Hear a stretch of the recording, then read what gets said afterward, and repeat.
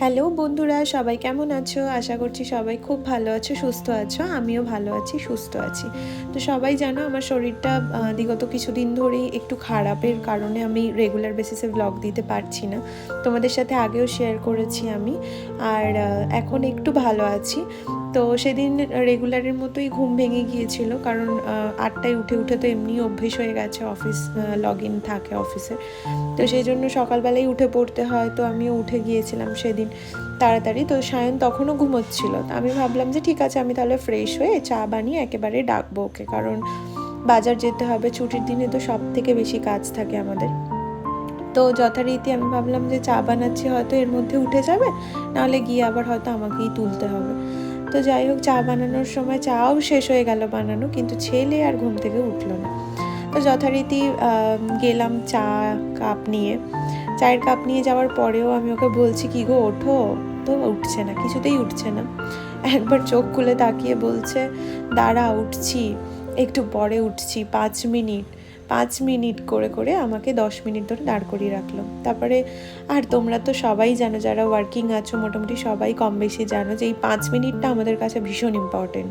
মানে 5 মিনিটে আমরা মানে ঘুমের দেশে চলেও যেতে পারি, আবার 5 মিনিটে আমরা ঘুম থেকে উঠেও পড়তে পারি, এটা একটা ব্যাপার। তো যাই হোক, আমি ওকে তুললাম, তোলার পর আমি বললাম যে ঠিক আছে এবার যাও, বেলা হচ্ছে, আমাদেরও বাজার যেতে হবে। তো আমি ওকে ফ্রেশ হতে পাঠিয়ে দিয়ে আর বললাম যে ঠিক আছে তুমি ফ্রেশ হয়ে নাও, আমি তাহলে বিছানাটা একটু পরিষ্কার করে নিই।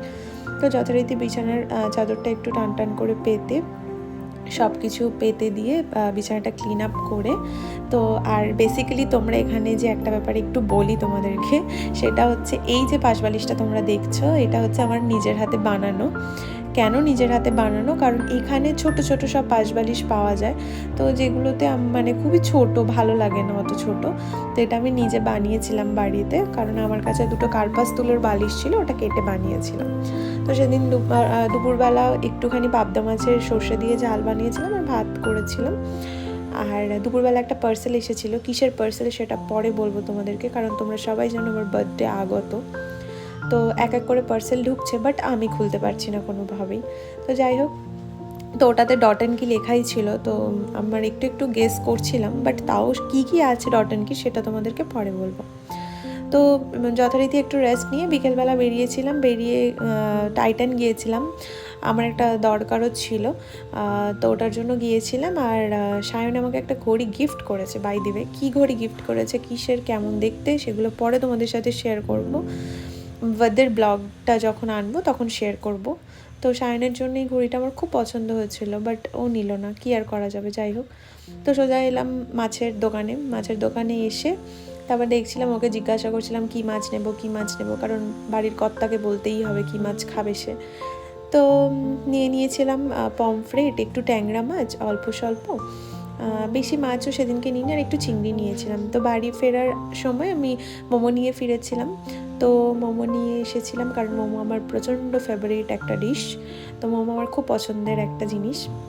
তো এখানে জানো তো, এখানে কেউ স্যুপ দেয় না মোমোর সাথে, তো এরকম 8 পিস মোমো আর চাটনি আর মেয়োনিজ দেয়। মেয়োনিজটা খাই না, কারণ খেলে বড্ড অ্যাসিডিটি হয়ে যায়, তাই খাই না। তো তারপর যথারীতি আর বাজার থেকে তোমরা যেটা এনেছি দেখতে পেলে, ওটা হচ্ছে লিচু।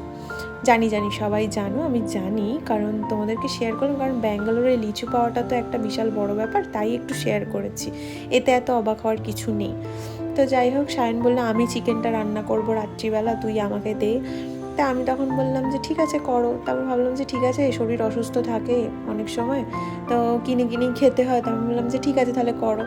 ভালোই করেছিল, দেখলাম বেশ ভালো খেতে হয়েছিল। আমি একটু বলে দিচ্ছিলাম মেজারমেন্টগুলো, কারণ প্রথমবার রান্না তো যথারীতি বলে দিতেই হয়। তোকে একটু বলে দিচ্ছিলাম, আর ওদিকে রান্না করছিল, আর আমি বললাম যে ঠিক আছে তাহলে সেই বসে থেকে কি করব, কাজগুলো একটু একটু করে সেরে রাখি। তো এখানে রসুন আর আদা বাটছিলাম। তো এইভাবে বেটে রাখার একটাই কারণ, সময়টা যাতে বাঁচাতে পারি, কারণ অফিস করে সন্ধেবেলা যখন রান্না করি, তো এগুলো ছাড়াতে করতে পেস্ট করতে অনেকটা সময় চলে যায়।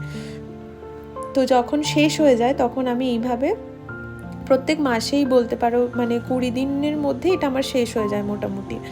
তো আমি মোটামুটি এটাকে মানে ভালো দিন, মানে মোটামুটি 1 মাস তোমরা স্টোরেজ করে আরামসে খেতে পারো।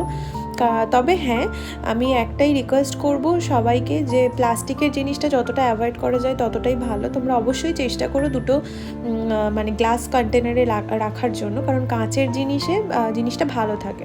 তো আমি এইভাবে ফ্রিজে রেখে দিলে আমার একটু সুবিধেই হয়। তো সায়নের দিকে রান্না করছিল আর আমি বারবার এসে জিজ্ঞাসা করছিলাম যে কী গো হলো, ও রান্না করছিল আর আমি মাঝের মধ্যে এসে ওকে ডিস্টার্ব করছিলাম, কারণ দেখতে হচ্ছিল না যে ঠিকঠাক রান্না পারছে কিনা ছেলেটা। তো যাই হোক, প্রথম দিনের রান্না এটা খেয়ে একদমই মনে হচ্ছিল না, ভীষণ সুন্দর হয়েছিল। তো আমি সবার শেষে তোমাদেরকে দেখাবো ফাইনাল লুকটা। তো আমি ওকে বলছিলাম যে ভাল লাগছে রান্না করতে, ও বারবার বলছিল যে হ্যাঁ খুব ভাল লাগছে। তা আমি বললাম যে ঠিক আছে করো। তো এটা হচ্ছে চিকেনের ফাইনাল লুক। তো সেদিনকে তাড়াতাড়ি খেতে এসেও যা ঘুমোতে চলে গিয়েছিলাম। তো আজকের মতো ভিডিওটা এখানেই শেষ করছি। সবাই ভালো থেকো, সুস্থ থেকো। Thanks for watching. দেখা হচ্ছে নেক্সট ভিডিওতে। Bye bye.